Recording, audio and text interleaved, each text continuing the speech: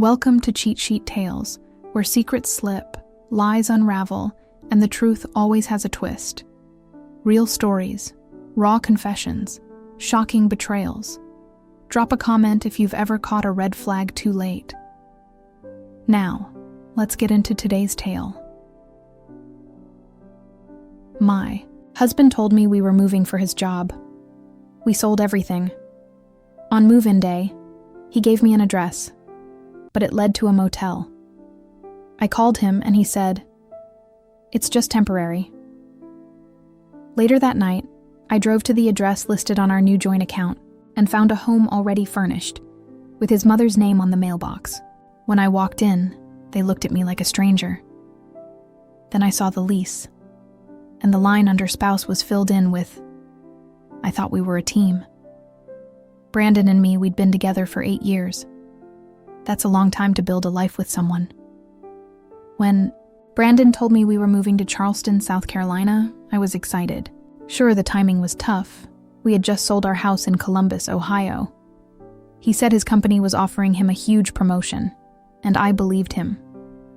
Why wouldn't I? He convinced me to sell almost everything: the house, our car, our furniture. He said we didn't need it. The company would set us up with a furnished place, and it would be a fresh start. He told me we had to move fast, so I trusted him. We packed what little we had left into the back of my old Honda. The day before the move, Brandon told me he'd meet me at our new place after work. He handed me an address on a crumpled piece of paper and kissed me goodbye like it was any other day. That was the last normal moment I had. When I pulled up to the address, my stomach sank. It was a cheap, run-down motel on the outskirts of town. The kind of place with broken neon signs and rooms that smell like mildew and regret. I sat in the car for a long time, staring at it, trying to tell myself I had the wrong address. But it was what he gave me, so I called him. "Brandon, what the hell is this?" I asked, trying to keep my voice steady. He sounded irritated, like I was bothering him. "It's just temporary.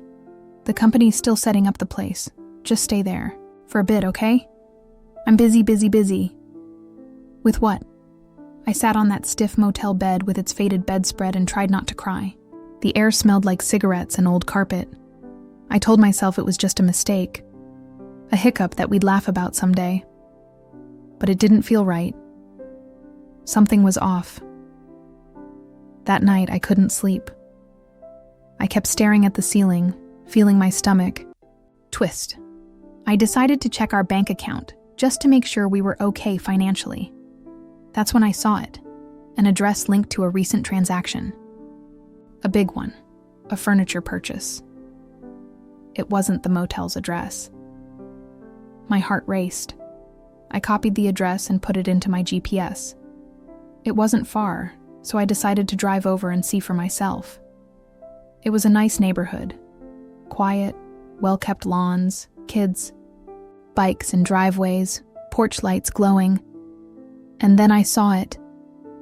A pale blue house with white trim, a mailbox out front that read, "Mrs. Margot." Margot, that's Brandon's mother. I sat there for a long time just staring. Then, before I lost my nerve, I got out and walked up to the door. When Brandon opened it, he froze. His face went pale like he'd seen a ghost. "Jenny," he said, like he wasn't sure it was really me. I pushed past him before he could stop me. The house was fully furnished. My stomach twisted when I saw the couch. We sold that couch, but there it was.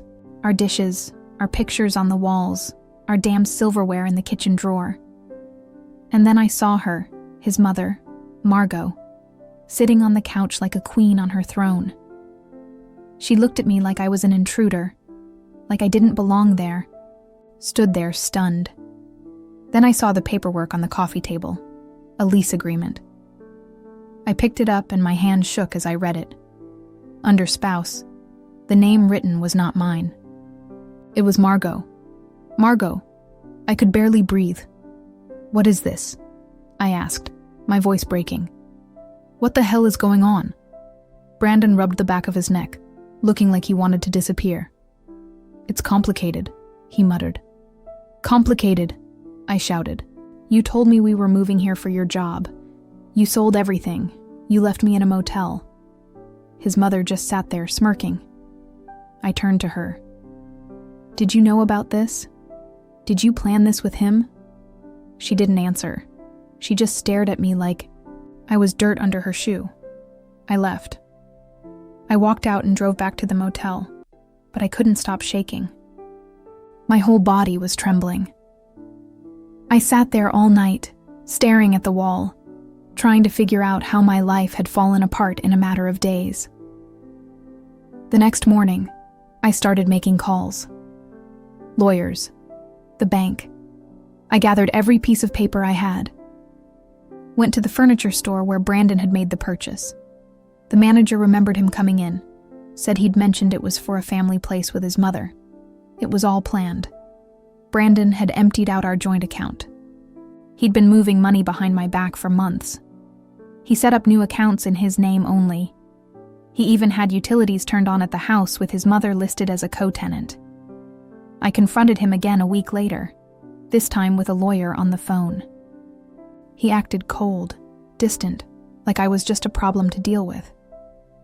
"You'll land on your feet," he told me, like he was doing me a favor. I lost it.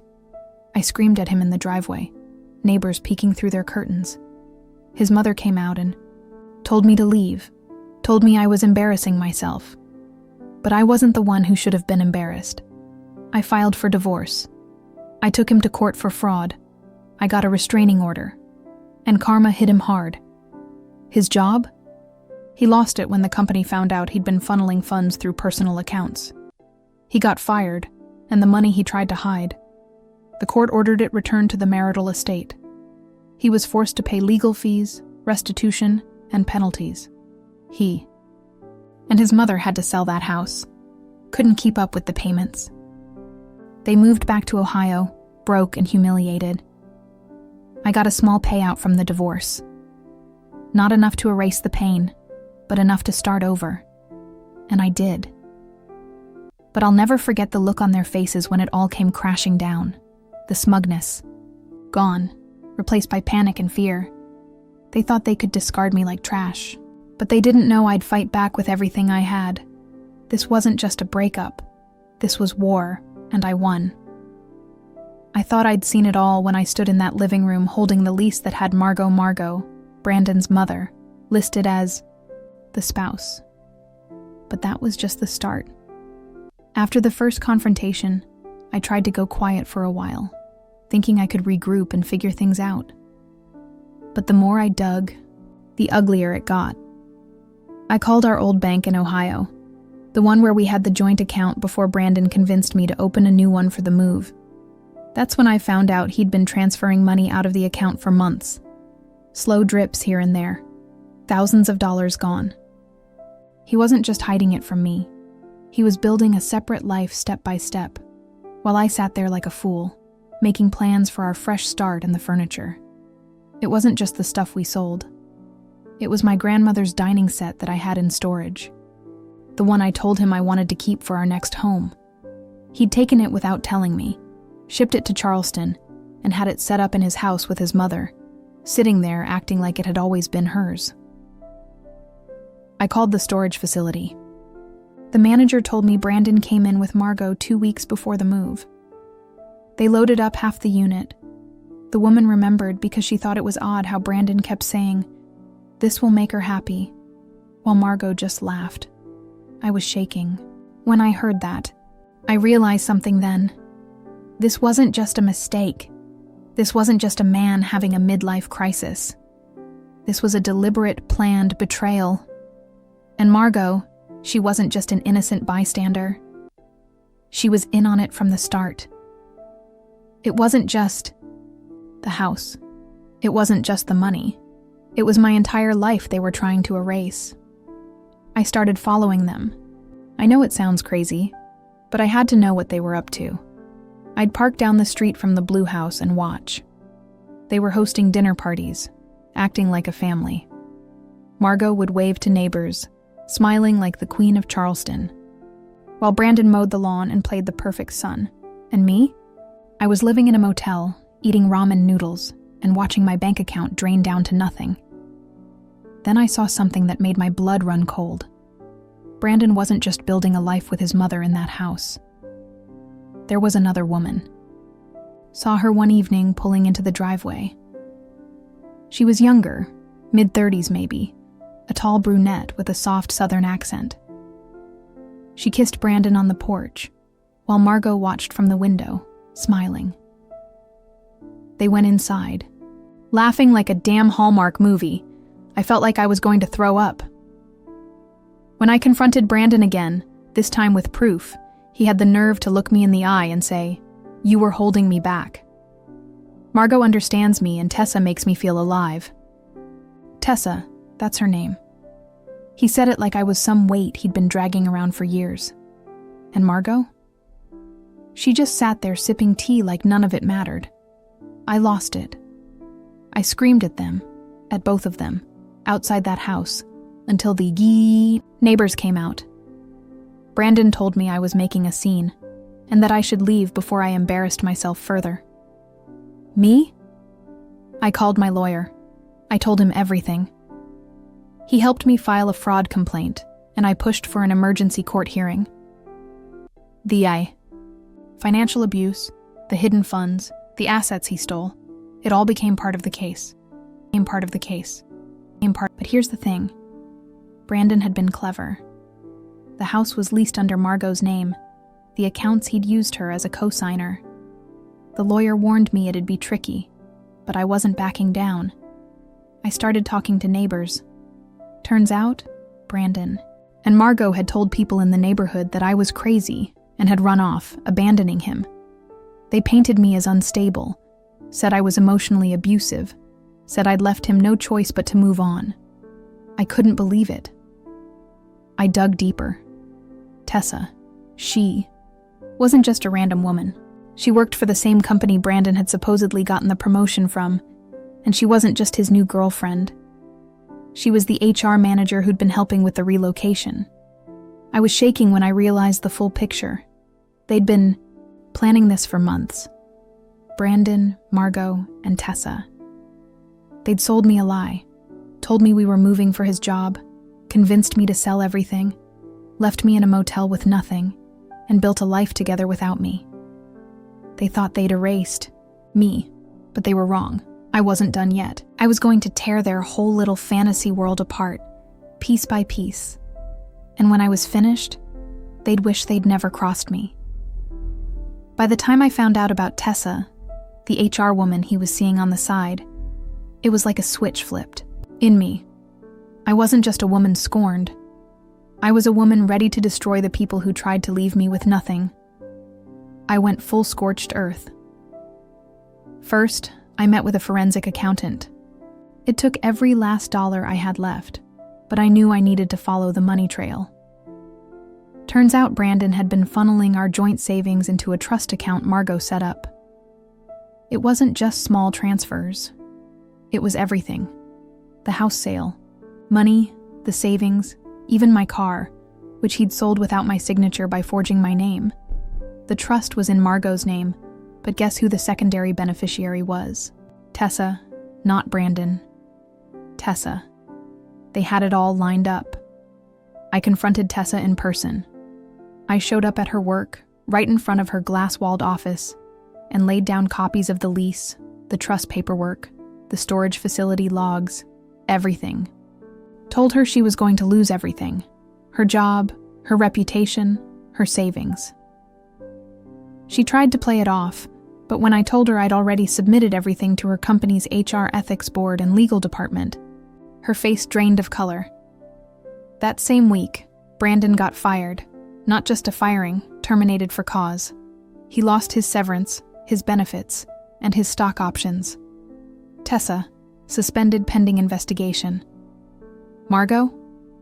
Well, she was next. Turns out Margot had been claiming benefits as a caregiver for Brandon, lying to government agencies about providing in-home care, while also drawing on Brandon's salary as a dependent. That's fraud. I filed a formal complaint. And when investigators started digging, it unraveled fast. And the house? Oh, the house. That smug little blue house they thought was their safe place. I found out the lease was through a small local property management company, so I called the landlord, a sweet older man who had no idea he was caught in a mess. I showed him the fraudulent lease, Margot's false information, and Brandon's job status. He evicted them. He wanted no part of the drama, no risk of being involved in legal trouble. They had 30 days to get out. Margot tried to fight it, but the landlord wasn't playing around. They were out on the curb, my grandmother's dining set and all. And I didn't stop there. I filed for civil damages, fraud, emotional distress, conversion of property. The case dragged on for months, but when it finally went to court, I had a rock-solid case. The judge ripped into them. Brandon was ordered to pay restitution, legal fees and penalties. He couldn't afford it. So the court garnished his wages from the part-time job he scraped up after getting fired. Margot lost her benefits and had to pay back thousands in fraudulent claims. Tessa was fired from her company with cause. No severance, no references, the trust fund frozen, the assets liquidated to pay damages. They lost everything. And me? I took my payout and bought a small house in Charleston. Nothing fancy, but it's mine. I furnished it with new things, not hand-me-downs from a life that was a lie. But the real victory wasn't the house. It was the moment I saw them at the courthouse. Brandon, in a wrinkled suit, Margot looking like she hadn't slept in weeks, and Tessa sitting in the back row, trying to hide behind her hair. Brandon wouldn't even look at me. Margot glared, but she was powerless. Tessa looked like she wanted to crawl into the floor. I walked right past them, head high, and I swear I felt like I could breathe again for the first time in months. They thought they'd erased me. They thought they'd leave me in a motel while they played family in a house full of my memories. But in the end, they were the ones left with nothing. Brandon lost his job, his money, his home, and his reputation. Margot lost her benefits and her cushy retirement. Tessa lost her job and whatever fantasy she thought she was building. And me? I walked away with my dignity, my freedom, and a hell of a lot more strength than I ever thought I had. I didn't just survive, I won. And they'll never forget it, not ever. Forget it, not